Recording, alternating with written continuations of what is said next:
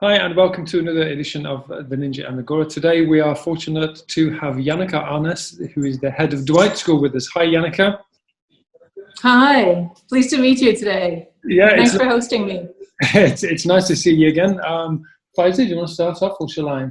Oh, you should. Yeah. Right, okay. With the COVID-19 episode affecting so much of us, how's the overall experience been for teaching with Dwight School? Online teaching.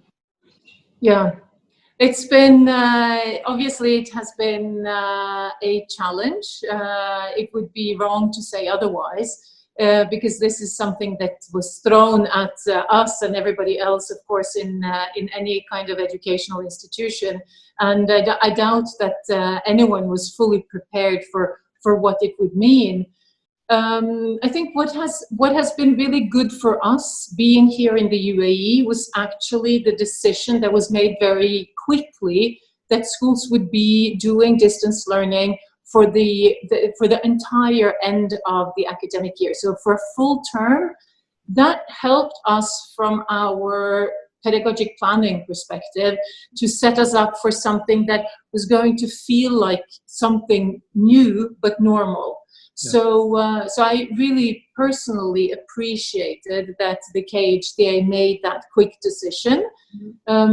We therefore could plan not 1 week at a time, but really plan for a continuum that would take our students through to the end of the year.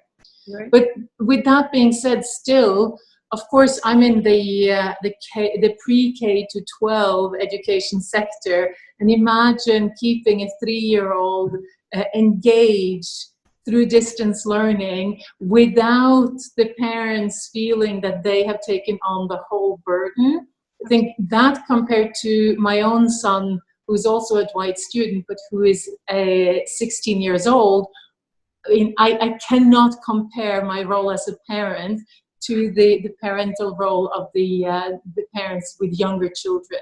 So certainly challenges, but as I said, I appreciated the more kind of long-term in a shorter-term perspective. Following on from that, because we haven't asked this question about sort of the very, very young learners before, but I know that having taught in a very young place in China, the way to get the kids involved was to stick a video in front of them. It was if you got a very rowdy class, stick a video on and it would sort of chill them out, you know. So I don't know, has that made a difference? You know, has it been better for them using a mobile device? So we were in a way fortunate in our school because we're a one-to-one device school for all our children from grade 1 and up. So not pre-K to KG2, but from grade 1 and above. Normally the grade 1s and 2s will not take their device home. It's kept in school because they do not need to bring anything home and continue their learning under normal circumstances, their work at home. But now, of course, with the distance learning, we sent home a device. We didn't have a personal device to send home with the absolute young ones. But for any family who might not have had a device, they would get one from school, so that all our students have had access to a personal device at home. Now, what we decided was we could not just give them a task and let them do the task on their own, because really what we needed to do was to engage the students in their learning. And as an IB school, our learning is driven through inquiry. So just assigning, you know, a written task for a child that the parent would read out simply wouldn't work. So we created a schedule where even the youngest ones have had synchronous lessons with their teacher. Of course, we needed the support of an adult at home because the 3-year-old cannot necessarily monitor time, is definitely not a self-managed learner yet. But once they were supported in accessing the online medium, our teacher was really being there, doing hands-on activities with lots of manipulatives and being really creative about what you can find in your home. You know, taking spaghetti strings to build with, or use for math, or anything that that we could creatively come up with that any regular household would naturally have access to without having to go out and buy anything new. Obviously, we couldn't send anyone out to buy anything because we were locked in our homes and couldn't go anywhere. Yeah. So if we didn't have the benefit of a digital device, it would have been really hard for us to engage our students in an active learning environment. Now, Janecke, you spoke about digital devices and providing that for the students who didn't have it, and that's amazing. But what specific digital tech tools and platforms did your school use to deliver the classes?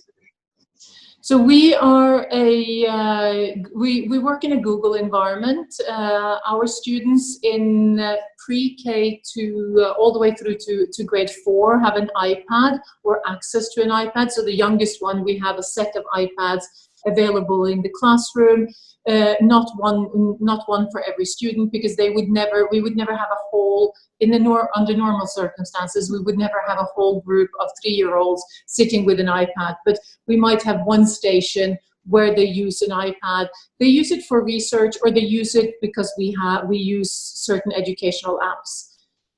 For the older students from grade 5 through to grade 9, they have an iPad Pro, and then the senior students, they have a laptop device, tailored a little bit more to the fact that they do a lot of academic research. So the tool is more recognizable for what we would use as adults in a workplace. That a laptop is often helpful when we have to do a lot of text documents. So those are the devices that we use. Our education is book free, so we do not heavily depend on textbooks. We use therefore our device to access a whole world of resources through YouTube Kids or through Encyclopedia Britannica, any kind of online or digital platform where we have access to pedagogic resources. We also use a lot of education apps depending on the age of the children. And then we have 2 platforms, particularly in the school, that help us structure the curriculum or the framework for the curriculum delivery. So for the younger ones, the platform is called Seesaw. And for everyone, actually, it's also, because it's an IB school, we use ManageBack. But for students, they start accessing ManageBack as a curriculum tool more when they're from middle school and above. Right. Okay. About parents, you talked about their role in this supporting the learning online. So what has the impact in your experience, in Dwight School's experience, been on the parents, and how much of a role have they played in supporting the students to learn?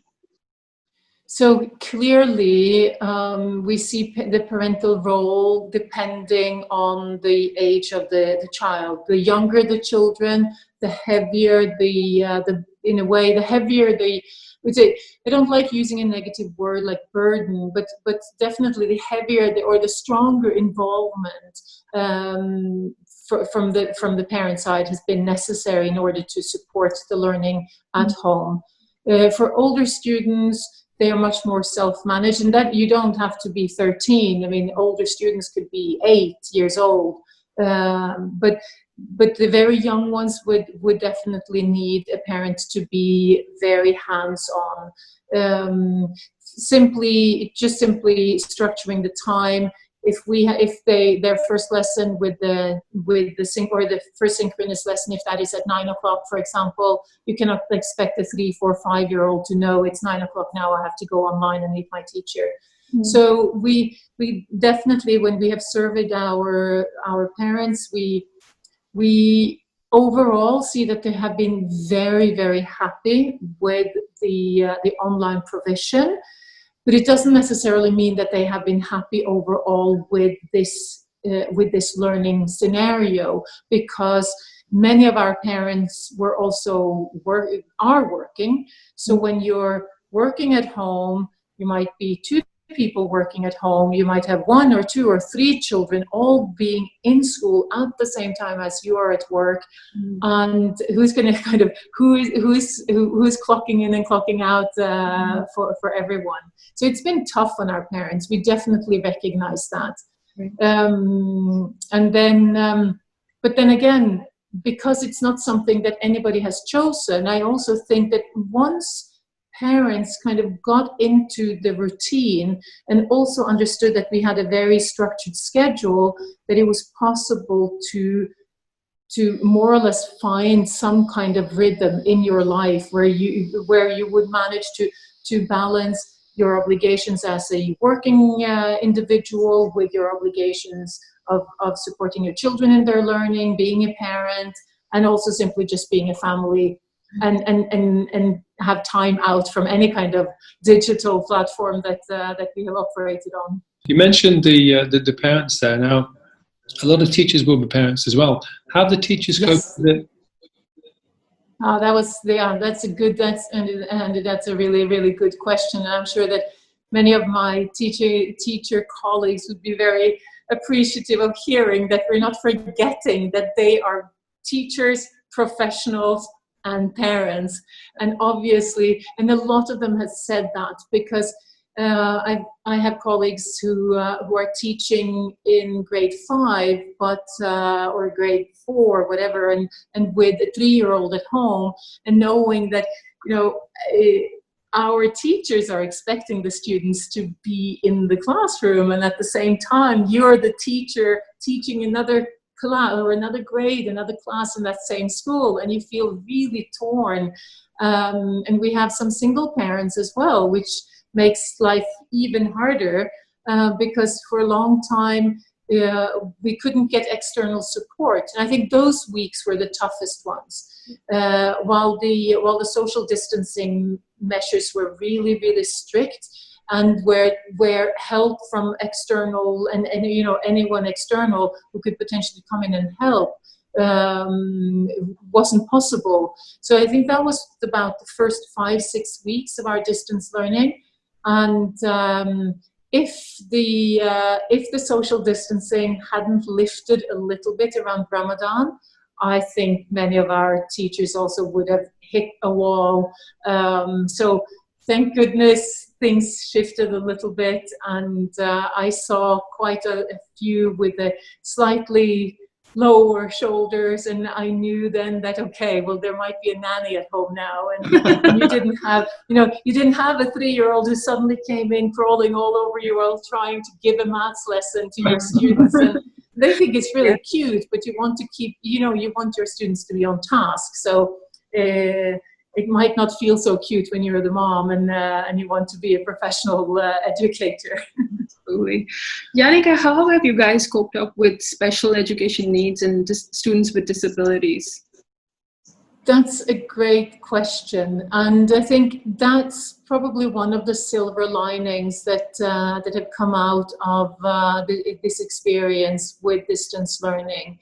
Because we recognize that the one-to-one support which all our students with any kind of learning modification or learning accommodation receives in school has actually increased with the distance learning. So they get more support, even more personalized, more individualized.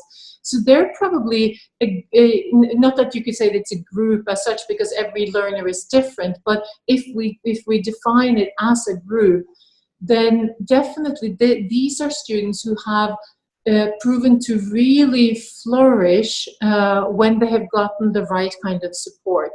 Again, it's hugely dependent also on the support at home, because these are also students often who need that, not just the support from the professional, but also in terms of time management, self-management, coping skills.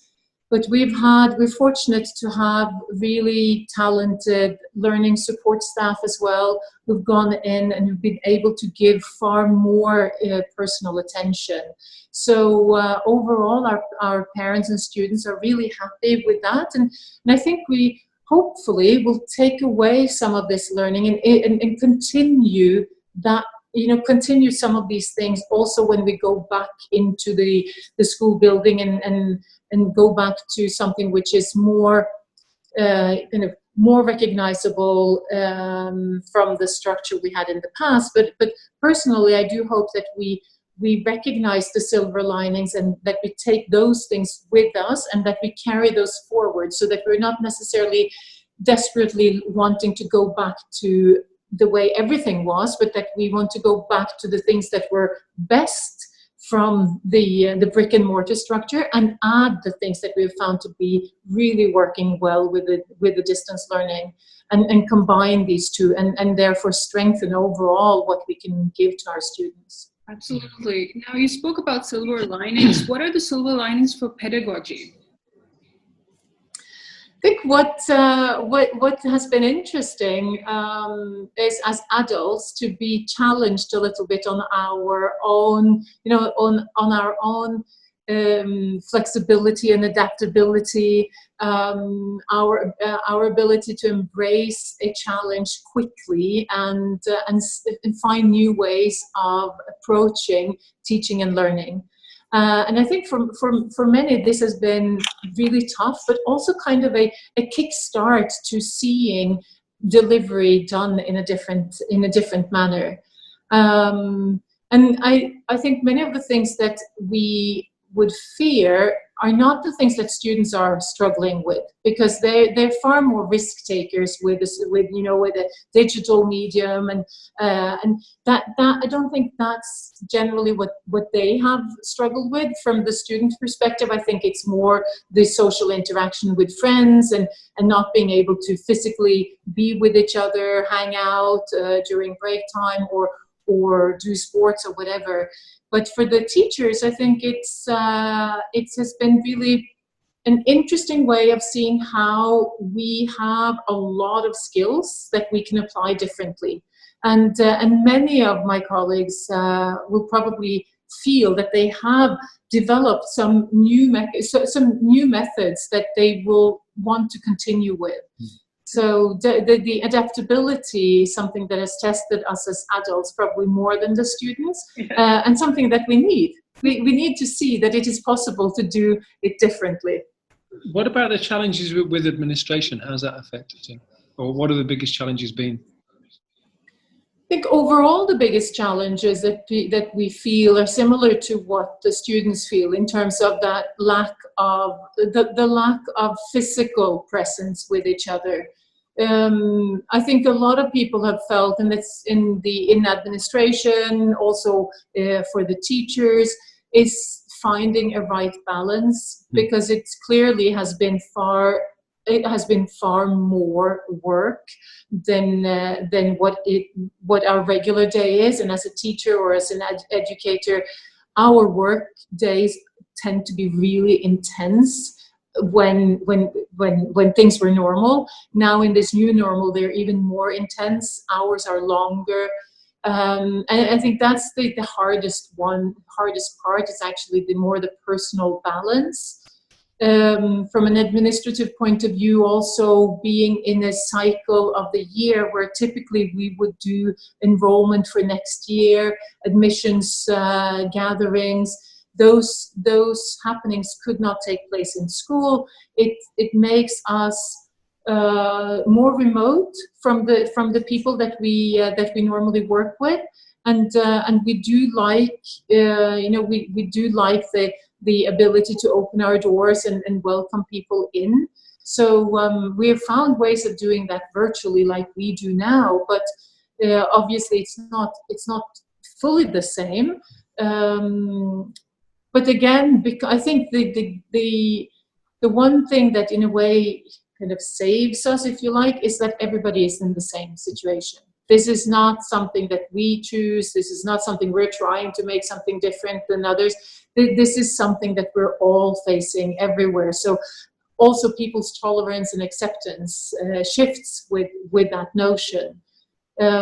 So now that we're actually just a day away from the end of the academic year, we all hope to go back to school, and with the KHDA announcement a couple of weeks back now, or less than 2 weeks ago. We are safe in thinking that we are going to open our doors to students. And the one thing that we all look forward to, administrators, school leaders, teachers, parents, students, and maybe first of all students, is really to be together, to really be together, and to see each other and to make eye contact, not like camera contact. And I don't even know if I'm looking at the right person I'm speaking to. Right. Yeah. So what are, you just mentioned the end of the new term. With the new term starting, what are your plans for September? So we, again, back to what the to the KHDA announcement about opening schools in September. That was a huge relief for us to receive that that announcement. Also particularly appreciate that the KHDA is opening up for flexibility for the individual school to look at its structure, building wise, logistics. Is it possible to open the school for all the students or some of the students? And leaving that to the school was really, really beneficial, particularly maybe from our perspective, because as a school which is relatively new, we are relatively small in our student cohort, and we have a large building. So we are actually planning for a full return in September. So August 30th, which is the first day, full return of all our students. With the social distancing mechanisms, with all the health precautions, of course, in place. But because we're fortunate now to have kind of vast space, it is possible for us to make that happen. And that's really good for Dwight. And Dwight students will certainly appreciate being back on campus. We also heard that the after-school activities providers for schools in this segment, the K-12 market, they can also seek approval, so they can pick up activities, which means that we can also start with some sports activities, creative activities, music, performance, all of the things that really make a holistic learning environment interesting for the students. So moving forward, the plans look good, but what are the key highlights and learnings from data and surveys that you guys must have collected during this time? So taking feedback from the parents, gauging what the teachers have felt, and the students to their experience. So what are the key highlights from the surveys and the feedback? So key highlights for us has been the appreciation for all the synchronous lessons that we've had. That has definitely been one of the strengths of our program, the ability to meet with our students regularly. And actually for our students from grade 6 and above, they have had their normal schedule. They've had a full day with synchronous lessons with their teachers. There's been no gap in their learning. For the younger students, simply because we know that you cannot keep a 3-year-old nor a 7-year-old sitting for 9 hours a day on a chair in front of a screen. It wouldn't work that way. But still, they've had a lot of synchronous lessons. So I think that's one, that the synchronous has been really, really beneficial. Another thing is that we did not decide to eliminate anything. So even a subject like physical education or PE, we have done PE for our students because it's all in our ability to be creative. So we have kept all the subjects progressing. That's another thing that the parents and students have really appreciated. And I think the differentiation that we see that we make possible is something that we need to bring back into the school and do even more of, and allowing them to use maybe some more flipped classrooms and more embedding of what we have now done as kind of our everyday, make that part of the everyday once we go back into the brick and mortar structure. Yeah. How much has this affected the way we will operate in future as educators? Well, I think one thing that we just shared as a element of learning is that now that we are used to distance learning, there would never be a need for us to stop the learning. Say in Dubai, where probably we could wake up one day, we'd get a message, roads are blocked, school is off, because we simply can't get through with the buses because everything is flooded, for example.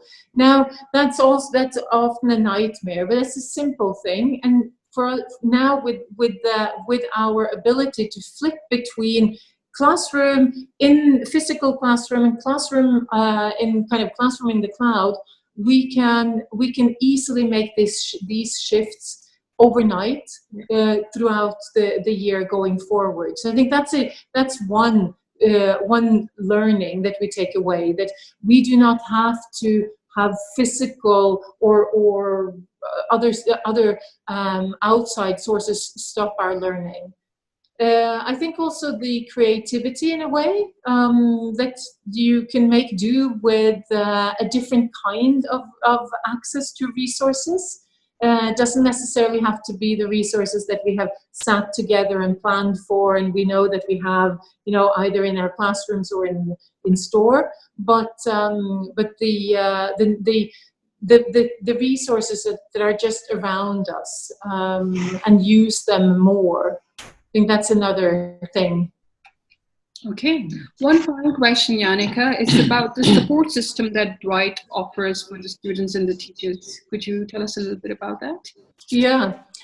One support I'd like to highlight, because we actually, now that we're finishing the academic year, we are continuing the learning for all our faculty members. We started this week a global collaboration. We're fortunate to have campuses in countries outside of the UAE. So we have a campus in New York, in London, in Seoul, and Shanghai.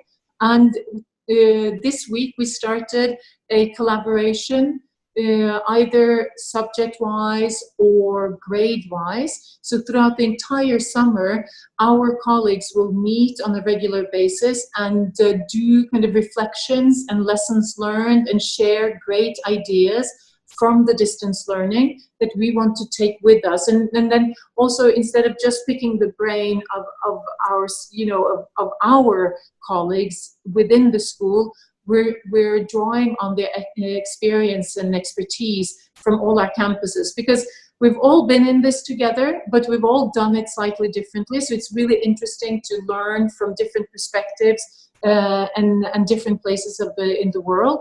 So that's something that we will continue with now throughout the summer. So we offer a series of these PD sessions that are more roundtable, where our colleagues will share and reflect and unpack what they have learned from this experience, and what they want to how they want to change the ways we do things when we open the school again. So that's one support that is in place. Another support which has been really, really important is the well-being support, because I think that's where now that we've come to the end of it, we see that the summer holiday is coming. It's a great break. Everybody will need it. But throughout these 16 weeks of distance learning, the well-being aspect has been, questionable at times. So having counselors available for our students, but also counselors who have focused on tips and tricks for us as adults to balance our lives, to take moments to breathe, to do, whether it's a mindfulness session. I mean, sometimes it's a matter of just a couple of minutes. Just do something different. Put your mind into something else. And our counselors, they've had a daily touch point with our colleagues, with ideas and how to stay balanced and not forget that we have to take care of ourselves, because unless we take care of ourselves, we're not going to be able to feel that we deliver what we feel we need to deliver as professionals. and we do not want anyone to that wall should be far away. Don't want anyone to meet it. Absolutely. Yeah. Yeah. Janecke, thank you so much for your time. It's been a pleasure talking to you, and extremely insightful, learning how Dwight does things and how you've been doing things and coping with the situation. So yeah, many thanks for your time. It's been a pleasure speaking to you. Likewise, thank you to both of you. It's a pleasure to speak with you tonight as well. Yeah, and best of luck with the continuous series. This is brilliant. Thanks a lot. Yeah, let's stay in touch. Yeah.